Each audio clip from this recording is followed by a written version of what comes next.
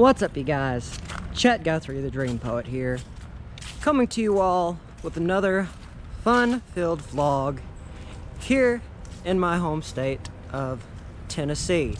Yes, however, this is a very special vlog, a very special series that I am doing because it is the haunt season, October.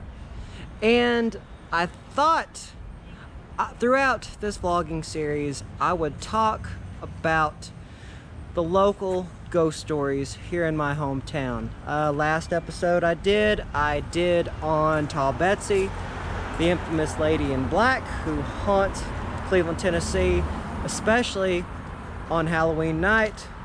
But this one will actually be a bit more of a familiar story. Last year I did a vlog on it. If y'all remember, I was back in my hometown. I was visiting family for Christmas, and well, I talked about the story, but I didn't show the places. So without further ado, let's get this started. And this starts with the Bloody Mausoleum. You see, there is a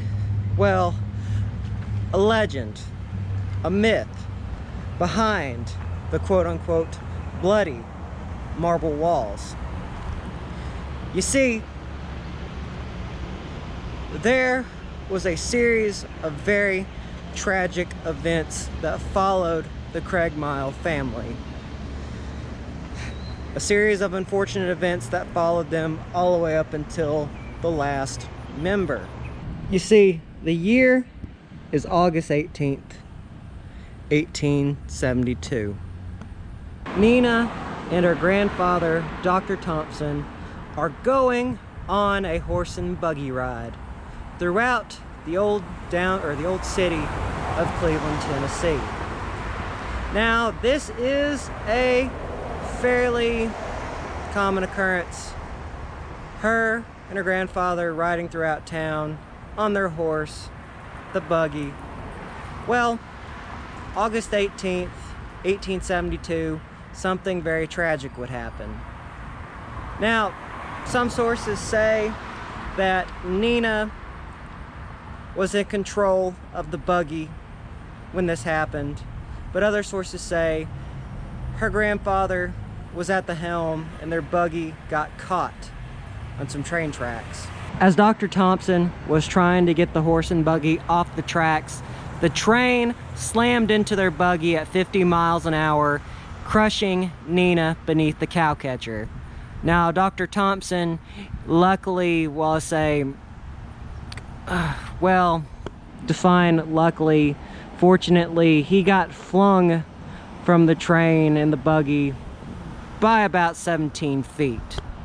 And after this happens, John Craigmile, a very grief-stricken John Craigmile, and his wife, Adelia Craigmile, as they're mourning, they make a $28,000 donation to St. Luke's Episcopal Church. And the $28,000 will go to building Nina Craigmile's mausoleum. Now, over the next couple of years, there will be more tragedies that will follow this family. John Craigmile, he will slip on some ice in the 1880s, and he will succumb to blood poisoning. Adelia Craigmile, she will unfortunately get hit by a car in the 1920s. And her son, an unnamed baby boy, would be born stillborn, thus creating the legend behind the bloody marble. Some legends state that as these tragedies happened, the marble would continue to bleed, and no matter how hard the church tried to scrub off these bloody marks, they kept on showing up. They kept on coming back. And it wouldn't quit. Which leads me to another tragedy that ties into it. You see, when this mausoleum was being constructed, there was supposed to be a marble statue of Nina Craigmile. This marble statue was coming on, well, I should say a very famous vessel. The year is 1912. The RMS Titanic is on its way to America with the statue of the late Nina Craigmile in the belly of, well, it's in the belly of the beast, I should say, in its hull. And we all know what happened to the Titanic. That statue has not been found. And now you all must be wondering, is it really bloody? No, actually it isn't. It is it's a chemical reaction within the marble, thus causing, well, a chain reaction, causing it to look like blood, but really it's just an impurity in the rock. But this mausoleum is haunted. You see, paranormal investigators have been out here before, most notably a paranormal investigator by the name of Ghost Biker Explorations. And while she was investigating, she sat in this exact spot and she asked a few questions. Some of these questions that she was getting, these answers, some of them were not so kind. Some of them, well, a lot of the voices told her to leave.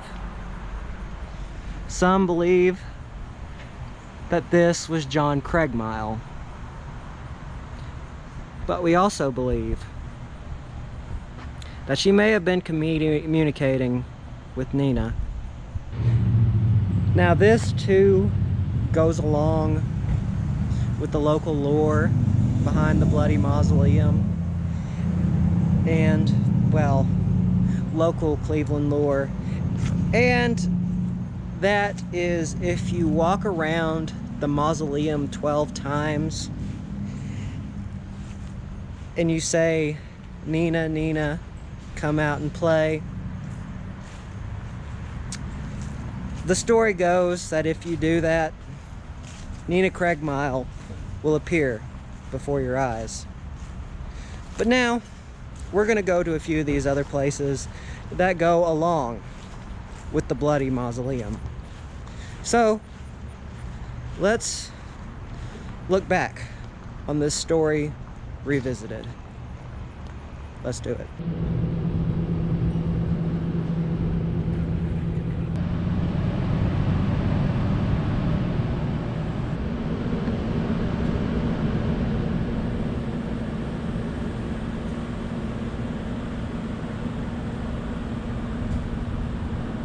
All right, you guys. Y'all are probably wondering why we're at a set of railroad tracks. You see, historically, the train crash that killed Nina Craigmile and, well, injured her grandfather, Dr. Thompson, the train tracks historically are not that far from the mausoleum. And so, well, these tracks that we're walking along right now are about the closest thing to the mausoleum. However, I am not sure if the tracks have been pulled up since then, which just kind of makes you wonder if maybe they have been moved. But something tells me that these train tracks were probably along the same route that, well, Nina and Dr. Thompson crossed. And who knows? Maybe it's that road right there.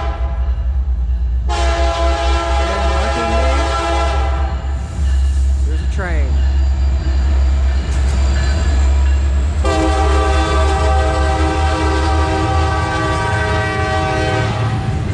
Very, very interesting.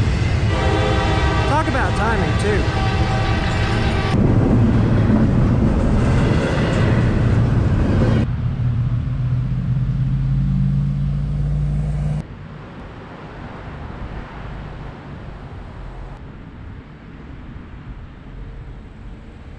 Now, this leads us to our final location.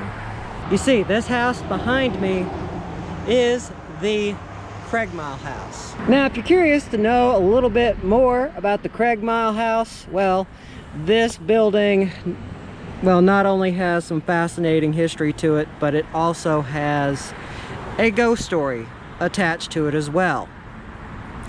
But first off, let's read a little bit of history. You see, John Craigmile, how he was able to afford such a building was that while he considered himself a Union sympathizer, well, he sold meat to both the Union and the Confederacy. In 1 year, it says that he made about $300,000. But if you're curious to see some of the older photos of what this mansion looked like, you have the interior living room. At one point, it even had a pool attached to it.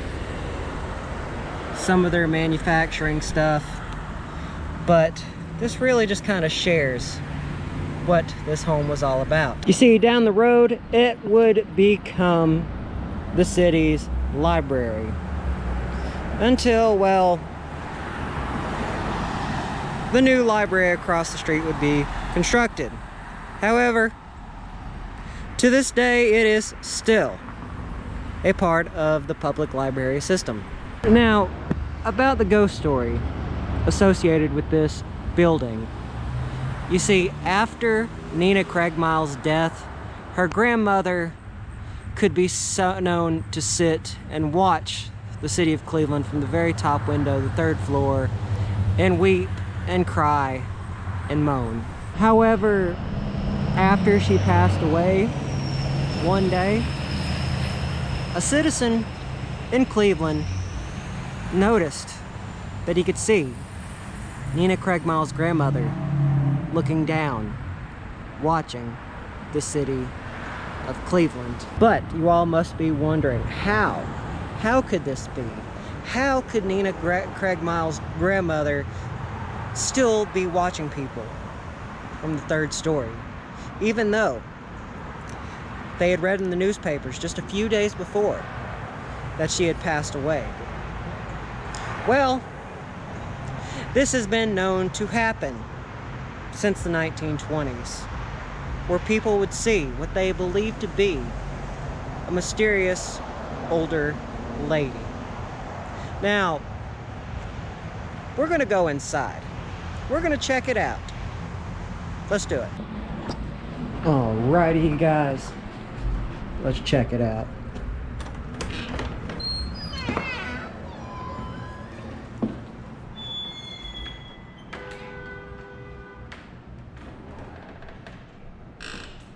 But anyway, you guys, this is the building. It looks like I may have caught them at closing time, but, well, this just shows some of the artifacts that were found while excavating. But you guys, I thought I'd just show that off. Looks like they're closing, but there is actually an interesting ghost story. Imagine, up those stairs is the 3rd story. But there is a ghost story that is associated with the interior. You see, when I was younger, they had a ghost stories and local lore event here at this library. I was about 16 years when old when it happened. And while everyone was packing everything up, we talked to one of the librarians here. And she told us about a ghostly experience that she had. And what that was is, in the basement of the building, she could hear someone talking. Now, at the time, she was at the very top next to the door by the basement, but she could clearly hear someone speaking, and nobody was down there. But you guys, that's gonna be my vlog for the day. Remember, don't forget to subscribe and hit that bell icon. It always goes to show that y'all care. It means a lot to me, always means a lot in the growing of my channel. But anyway, you guys, that's gonna be it for today. I love you all very much. Peace, you guys. Anchor down.